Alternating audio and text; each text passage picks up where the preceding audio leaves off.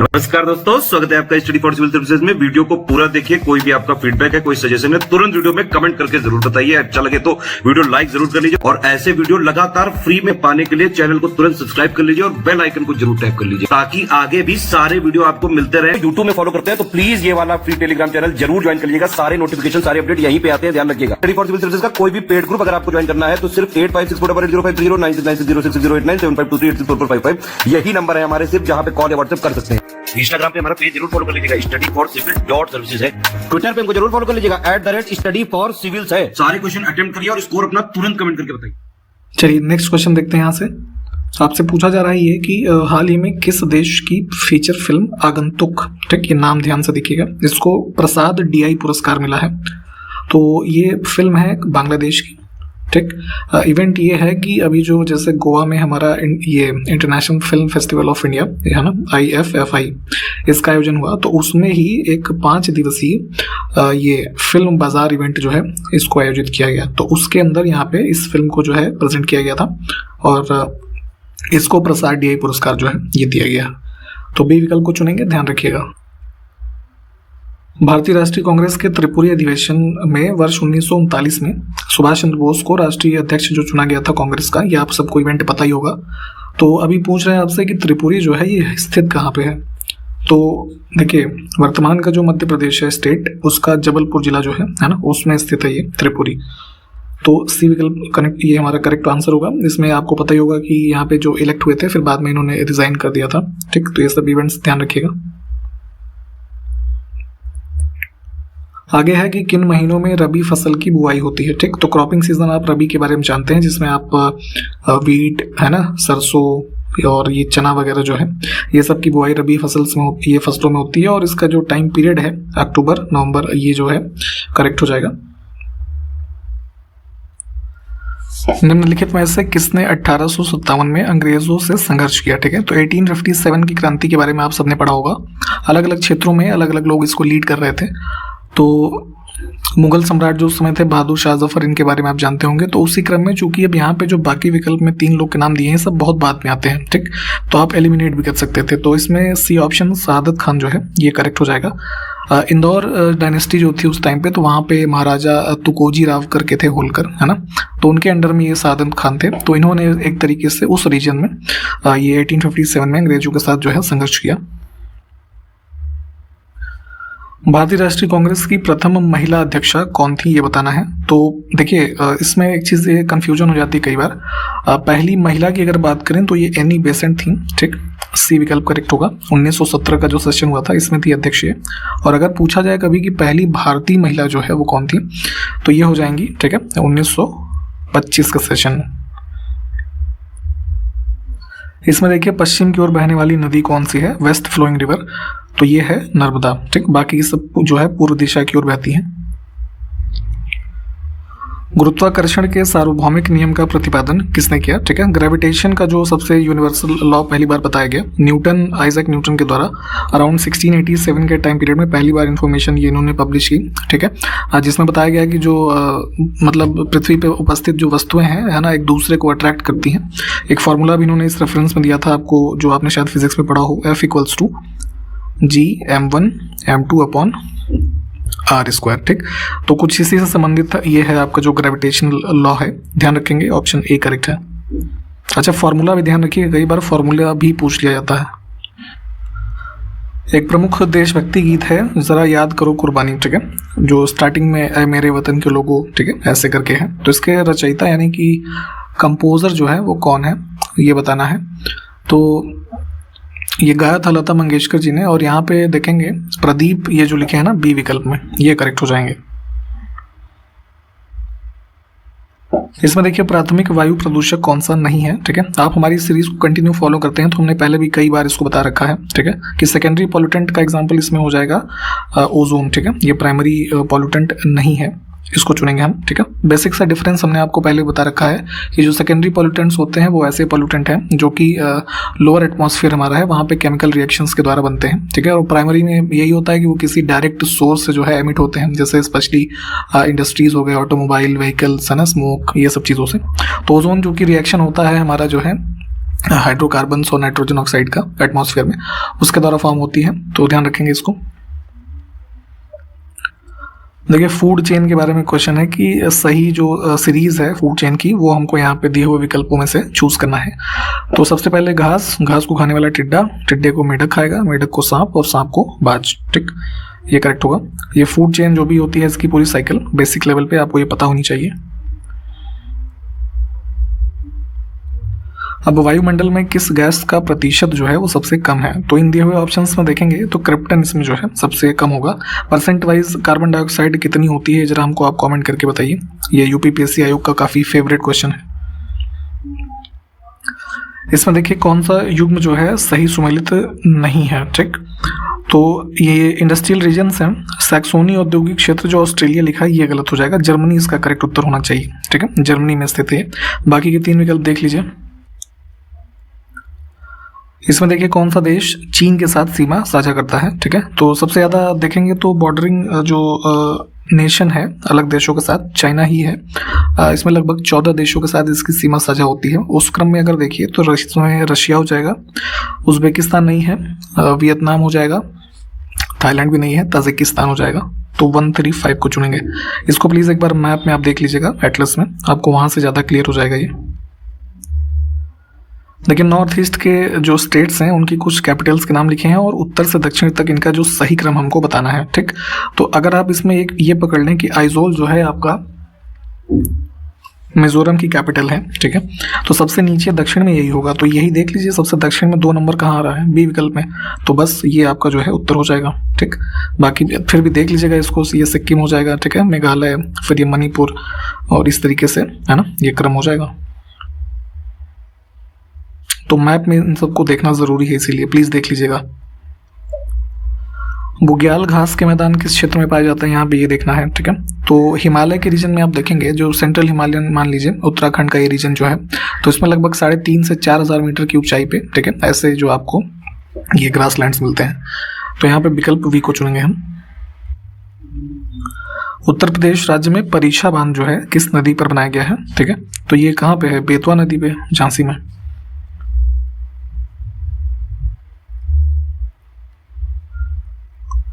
उच्चतम न्यायालय यानी कि सुप्रीम कोर्ट की पहली महिला न्यायाधीश कौन थी, इसमें से ये बताना है। तो यहाँ पे देखिए जस्टिस ये फातिमा बीवी, ठीक, ये करेक्ट आंसर हो जाएगा। इनकी अपॉइंटमेंट की गई थी इसमें सुप्रीम कोर्ट में 1989 में। ठीक, आपसे क्वेश्चन है मेरा कि वर्तमान में जो टोटल सैंक्शनड स्ट्रेंथ है 34 सुप्रीम कोर्ट में, उसमें से कितनी जो है महिला मुख्य न्यायाधीश, सॉरी महिला न्यायाधीश है। ठीक है, ये बताइए।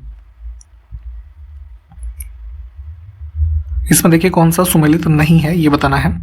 तो गोविंद वल्लभ पंत सागर उत्तराखंड दिया है, यही गलत है, उत्तर प्रदेश में स्थित है, सोनभद्र में। ठीक, बाकी के विकल्प ठीक है, इनको देख लीजिएगा। इसमें देखिए कौन सुमेलित है, कौन सा युग्म जो है, तो कुछ कोलफील्ड्स के नाम लिखे हैं और रिवर वैली जो है उससे संबंधित है, ये उनके नाम लिखे हुए हैं। तो देखिए ये तालचेर कोलफील्ड जो है महानदी वैली, यही वाला करेक्ट है, सिर्फ इसको हम चुन लेते हैं। इसके अलावा देखिए बाकी सब ऑप्स में जो है ये ऊपर नीचे कर दिया गया है इनका क्रम। कर्णपुरा कोयला क्षेत्र जो है ये संबंधित हो जाएगा दामोदर वैली से, सिंगरैनी का संबंध हो जाएगा आपका गोदावरी वैली से, और सिंगरौली जो है ये सोनभद्र वाला ये आपका हो जाएगा इसमें सोन वैली से। ठीक, भारत का पहला सामुदायिक रिजर्व किस राज्य में स्थित है, कम्युनिटी रिजर्व की बात हो रही है। तो देखिए जो वाइल्ड लाइफ प्रोटेक्शन एक्ट है 1972 का, उसके अंतर्गत जो पहला कम्युनिटी रिजर्व नोटिफाई किया गया ये केशवपुर रिजर्व है, जो कि पंजाब के इसमें गुरुदासपुर जो है वहाँ पे स्थित है। ठीक, ए विकल्प को हम चुनेंगे। एक पुस्तक है स्वतंत्र भारत का गांधीवादी संविधान, ये कब प्रकाशित हुआ था, तो 1946 में इसको प्रकाशित किया गया और इसके लेखक हैं ये नारायण अग्रवाल, ये नाम ध्यान रखिएगा। इसमें 2 सूचियां हैं, इसको मिलान करना है, देख लेते हैं। कुछ माउंटेन्स हैं और संबंधित देश के बारे में लिखा है। तो एल्ब्रस जो है ये रशिया में है। ठीक है, तो ए का हो जाएगा 4। फिर देखिए किलिमंजारो तंजानिया में है, तो बी का हो जाएगा 3। ठीक, कहाँ मिल रहा है ये, 4 और 3, डी विकल्प हमारा करेक्ट हो जाएगा। ठीक है, उसके बाद भी फिर भी देख लीजिए ये माउंट कुक न्यूजीलैंड में हो जाएगा, है ना। और मैकिनले जो है ये हो जाएगा आपका यूएस में, ठीक है। माउंट मैकिनले, इसको आप देनाली के नाम से भी जानते हैं, ये भी ध्यान रखिएगा, ठीक। तो डी विकल्प को चुनेंगे।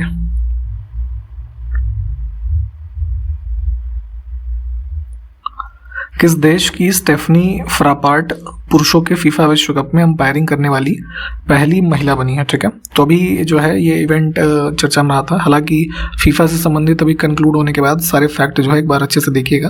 तो इसमें ये जो है फ्रांस की हैं, ठीक। इनको नॉमिनेट किया गया था एज अ मैच रेफरी।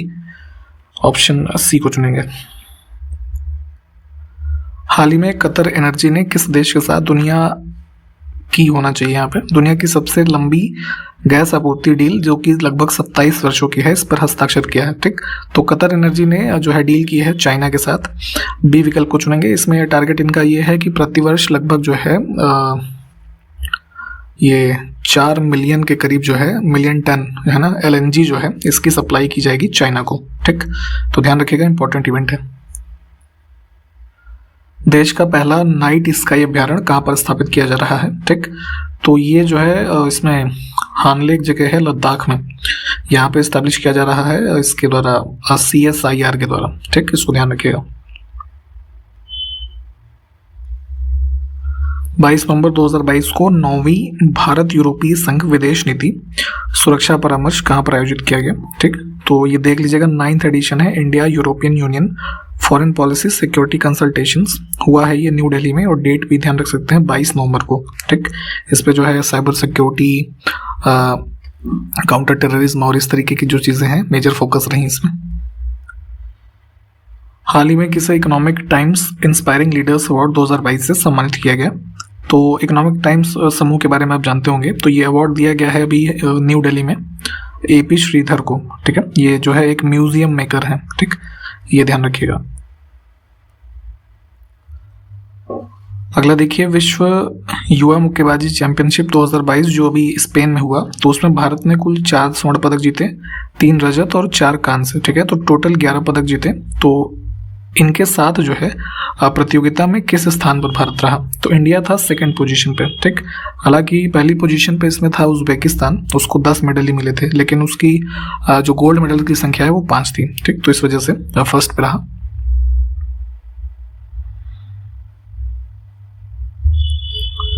28 नवंबर को भारत और ऑस्ट्रेलिया के बीच द्विपक्षीय सैन्य प्रशिक्षण अभ्यास, जिसका नाम है ऑस्ट्रा हिंद, ये 22, ठीक है, कहाँ आयोजित किया गया। तो 28 नवंबर से लेकर के अभी जो है 11 दिसंबर तक चला है ये ऑस्ट्रा हिंद 22।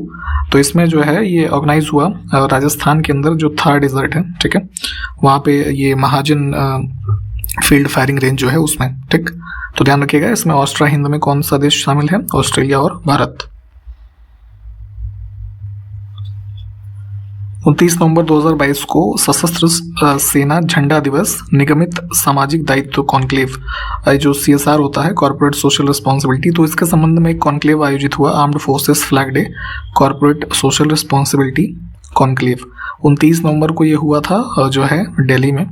बी विकल्प को चुनेंगे। और एक चीज़ ये ध्यान दीजिएगा, इसमें जो आर्म फोर्सेस फ्लैग डे होता है प्रतिवर्ष, ये भी मनाया जाता है। तो ये मनाते हैं 7 दिसंबर को, ठीक है, 1949 से मनाया जा रहा है ये। 28 नवंबर को भारत और किस देश के बीच संयुक्त सैनिक अभ्यास हरिमाऊ शक्ति 2022, इसका आयोजन जो है कहाँ पे किया गया, ये बताना है। मतलब आयोजित किया गया है किस देश के बीच में। तो इसमें आपको पता होना चाहिए कि हरिमाऊ शक्ति जो है ये इंडिया और मलेशिया की जो आर्मी है इनके मध्य होता है, ठीक। बी विकल्प को चुनेंगे। 2012 से लगातार हो रहा है और अभी जो 28 नवंबर से स्टार्ट हुआ है 12 दिसंबर तक, ठीक है। तो ध्यान रखेंगे इस इवेंट को भी, और मलेशिया में ही हुआ है, ठीक। ये भी ध्यान रखने वाली बात है। हाल ही में किसे निक्षय मित्र और क्षय रोग, यानी कि जिसको आप टीबी के रूप में जानते हैं, ठीक है, तो टीबी मुक्त भारत अभियान की राष्ट्रीय दूत के रूप में नियुक्त किया गया है। तो ये टीबी मुक्त भारत अभियान जो है, ट्यूबरकुलोसिस का जो बीमारी है उसके एलिमिनेशन के लिए इसको प्रधानमंत्री मोदी ने लॉन्च किया था। तो उसके ब्रांड एम्बेसडर के रूप में मतलब नेशनल एम्बेसडर के रूप में, और एक टीबी से संबंधित ही एक पोर्टल है निक्षय पोर्टल, तो उसके रूप में निक्षय मित्र के रूप में अपॉइंट किया गया है दीपा मलिक को। ठीक, ये जो है पैरा एथलीट हैं, इनका नाम ध्यान रखिएगा। हाल ही में भारतीय ऐतिहासिक अनुसंधान परिषद के द्वारा तैयार और प्रकाशित पुस्तक India the mother of democracy, ठीक, ये पुस्तक का नाम इंपॉर्टेंट है। इसका विमोचन किस केंद्रीय मंत्री ने किया है? तो ये एजुकेशन मिनिस्टर जो है ये धर्मेंद्र प्रधान, इन्होंने किया है। और कंपाइलेशन करने का भी नाम ध्यान रखिएगा, Indian council of historical research. 2023 के गणतंत्र दिवस समारोह में किस देश के राष्ट्रपति अब्देल फताह अल सीसी, ठीक है, ये पूरा नाम है इनका, ये मुख्य अतिथि होंगे। तो भारत में जो न्यू दिल्ली में राजपथ जो पहले कहा जाता था, उसका नाम कर्तव्य पथ कर दिया गया है, ये भी ध्यान रखिएगा। तो उस पर जो परेड होती है 26 जनवरी की, है ना, तो उस पर चीफ गेस्ट के रूप में ये होंगे, और ये राष्ट्रपति हैं इजिप्ट के, मिस्र। सीडीपी द्वारा प्रकाशित 5वीं वार्षिक शहरों की रिपोर्ट में सूची ए, है ना, ये कैटेगरी है, इसमें शामिल होने वाला पहला भारतीय शहर जो है वो कौन सा बना है? तो सीडीपी एक नॉन प्रॉफिट ऑर्गेनाइजेशन है, इनके द्वारा ये एनुअल सिटीज रिपोर्ट जो है ये पब्लिश की जाती है।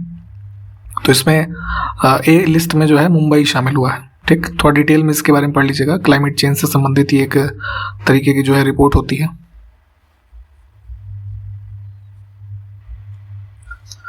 नए राज्य के गठन अथवा सीमा में परिवर्तन करने का अधिकार किसके पास है, ये बताना है। ठीक है, तो कॉन्स्टिट्यूशन अगर आपने पढ़ा होगा तो फर्स्ट पार्ट हमारा जो है आर्टिकल 1 से लेकर के 4 तक, ठीक है, यूनियन एंड इट्स टेरिटरी। तो इस भाग के तहत संसद जो है ना, ये इसको पावर है किसी भी नए राज्य के गठन करने, जो है सीमा परिवर्तित करने, है ना, 2 राज्यों का टेरिटरी काट करके कुछ नया बनाने, है ना। तो ये सबका डिटेल में देख लीजिएगा। संसद के द्वारा 73वां और 74वां संवैधानिक संशोधन कब पारित किया गया था, ये बताना है। तो ये देखिए, जो हमारे लोकल सेल्फ गवर्नमेंट से संबंधित ये दोनों अमेंडमेंट्स पास किए गए। 73वां जो कि इंट्रोड्यूस करता है किसको, पंचायत को, और 74वां जो है ये म्यूनसिपैलिटीज को। ठीक, तो दिसंबर 1992 में ये पार्लियामेंट के द्वारा जो है पास किए गए।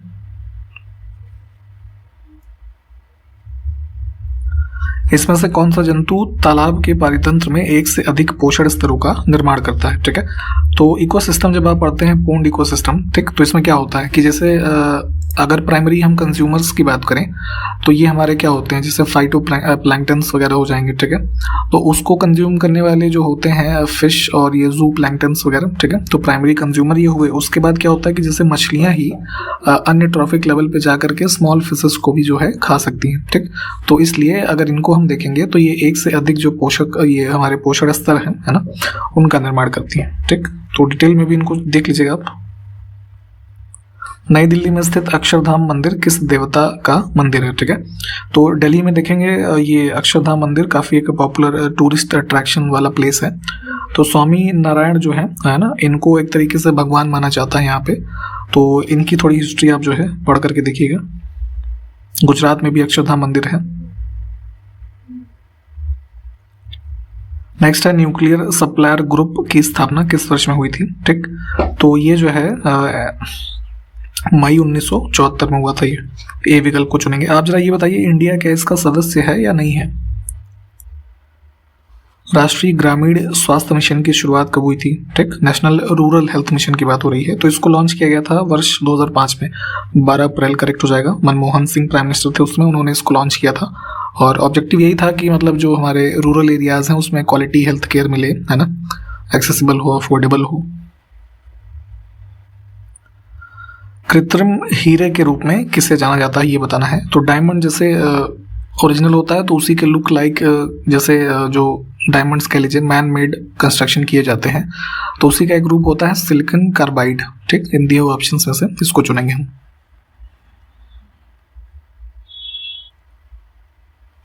भारत में कितनी भाषाओं को शास्त्रीय भाषा का दर्जा जो है ये प्राप्त है? तो 8वीं अनुसूची में जो भाषाएं मेंशन्ड हैं उसमें से ही 6 भाषाएं ऐसी हैं जिनको जो है क्लासिकल का स्टेटस मिला हुआ है। नाम बता देते हैं इनके आपको। जो है जैसे तमिल सबसे पहले डिक्लेयर किया गया था 2004 में। ठीक, उसके बाद डिक्लेयर किया गया था संस्कृत को 5 में, कन्नड़ को 2008 में, फिर आया था आपका तेलुगु 2008 में, इसके बाद मलयालम आया था 2013 में, और सबसे लेटेस्ट है ओडिया 2014 में। ठीक, मिनिस्ट्री ऑफ कल्चर जो है इनके संबंध में गाइडलाइंस वगैरह जो है इशू करता है यूनियन गवर्नमेंट का।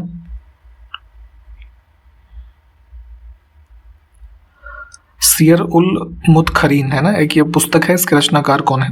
ठीक, तो गुलाम हुसैन तखतबाई, ये करेक्ट हो जाएगा।